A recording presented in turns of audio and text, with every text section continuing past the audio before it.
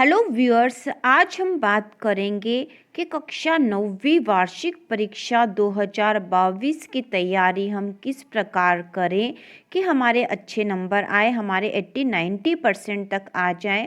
इसकी तैयारी हम किस तरह से कर सकते हैं आने वाले एक महीने में, क्योंकि एक महीने में लगभग आपकी एग्ज़ाम आने वाली होगी। एक महीने के बाद ही आपकी एग्ज़ाम हो जाएगी, मार्च में आपकी एग्ज़ाम होगी और इसका टाइम टेबल बहुत ही जल्द आने वाला है। तो कक्षा 9वीं की वार्षिक परीक्षा की तैयारी हम इस एक महीने में किस तरह से करें कि हम अच्छे अंक ला पाएँ, तो इसकी ही हम आज बात करेंगे। यदि आप शुरू से इसकी तैयारी कर रहे हो तो आपके लिए बहुत आसान होगा कि आप टॉपर बन सको, 90% ऊपर ला सको। लेकिन कुछ बच्चे जिन्होंने शुरू से तैयारी नहीं करी होगी, उनके लिए मुश्किल होता है कि वह एग्ज़ाम की तैयारी किस तरह से करें, क्या क्या पढ़े और क्या ना पढ़े। यह बात बहुत ही महत्वपूर्ण है। हम शुरुआत में क्या तैयारी कर लें, कहाँ से शुरू करें, इसी की हम बात करेंगे आज। तो शुरू करते हैं कि एक महीने में आप कक्षा 9वीं की वार्षिक परीक्षा की तैयारी किस तरह से करो कि आप 80% ऊपर ला सको। तो शुरू करते हैं।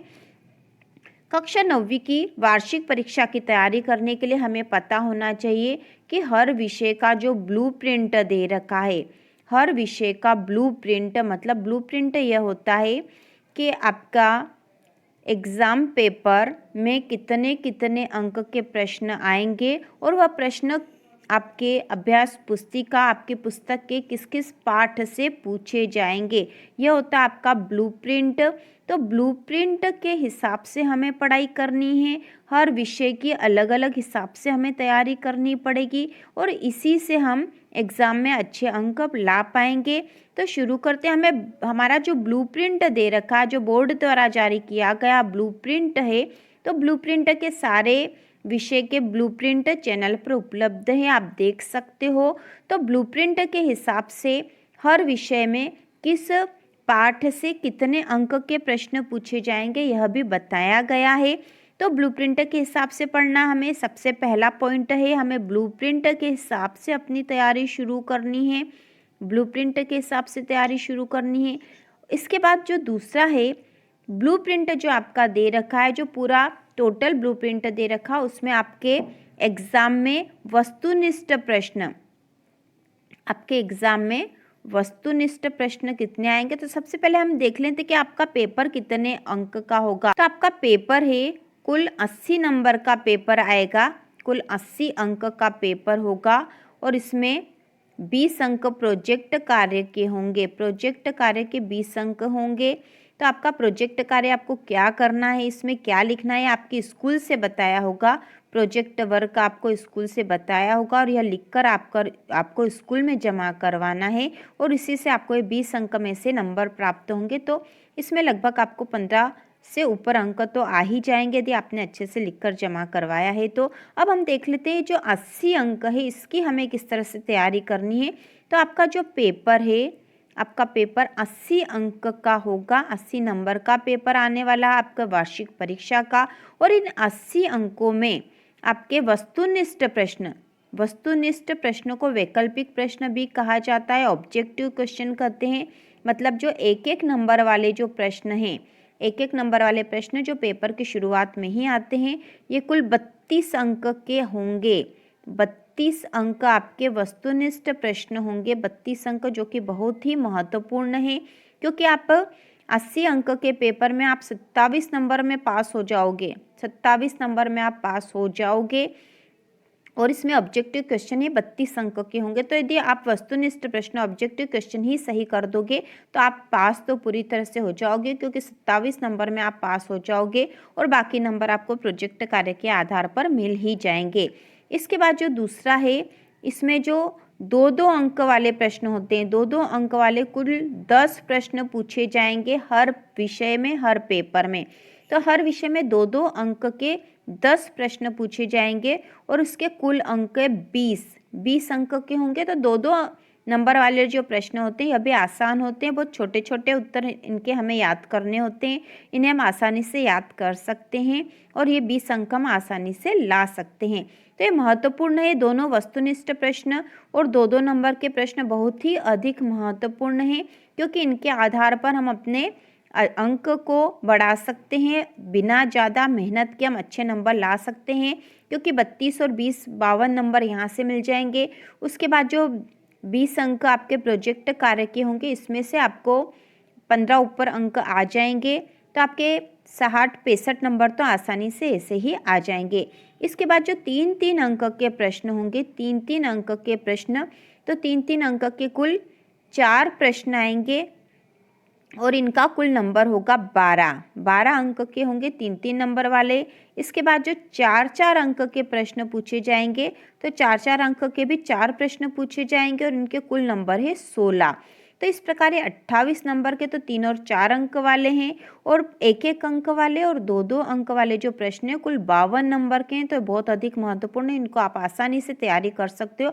आप जितने अधिक हो सके उतने आपको वस्तुनिष्ठ प्रश्न पढ़ना है, उतने छोटे छोटे उत्तर वाले प्रश्न ज़्यादा से ज़्यादा पढ़ना है। तो ऑब्जेक्टिव क्वेश्चन अधिक करना है, 2-2 अंक वाले प्रश्न अधिक करना है। इसके साथ ही हिंदी और अंग्रेजी विषय में 4-4 अंक के प्रश्न होते हैं, उसमें एप्लीकेशन होती है, उसमें निबंध आएगा।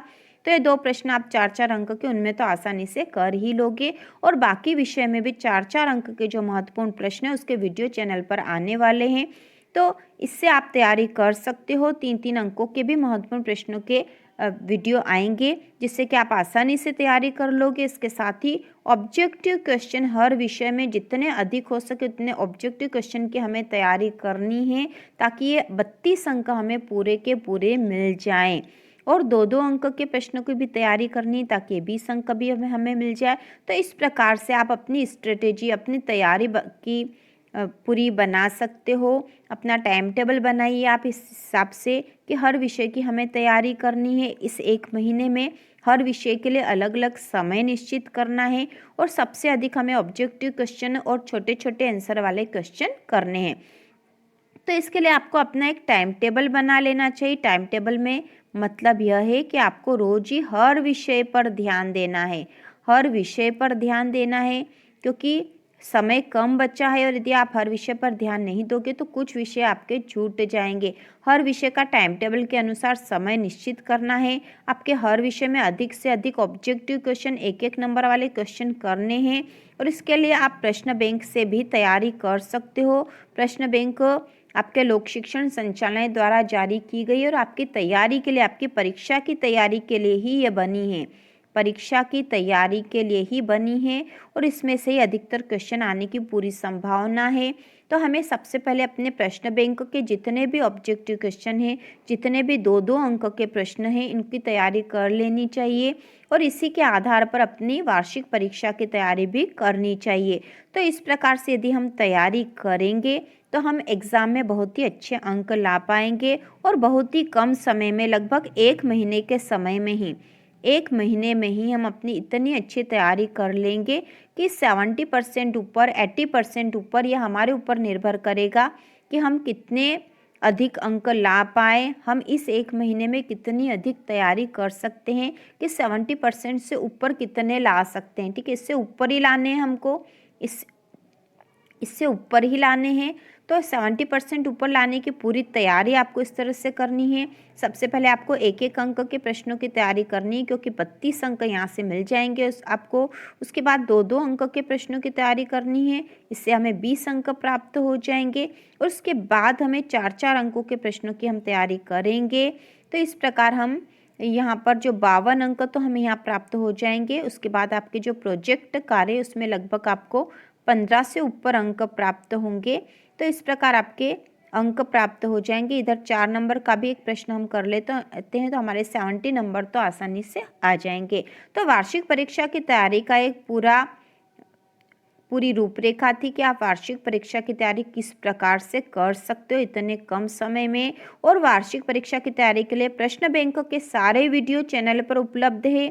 इसके अलावा भी आपको प्रश्न बैंक के कुछ जो महत्वपूर्ण प्रश्न चाहिए, जिस विषय में जो प्रश्न की आवश्यकता, उसके आप कमेंट करके भी बता सकते हो, तो उसके वीडियो बनाए जाएंगे। और आपकी वार्षिक परीक्षा की हमें 100% तैयारी करनी है। तो यह था कि हम 70% ऊपर कैसे ले आएंगे, लेकिन हमें तैयारी करनी है अब 100% की। तो इसी प्रकार के और वीडियो देखने के लिए, वार्षिक परीक्षा की तैयारी के लिए चैनल को सब्सक्राइब कीजिए।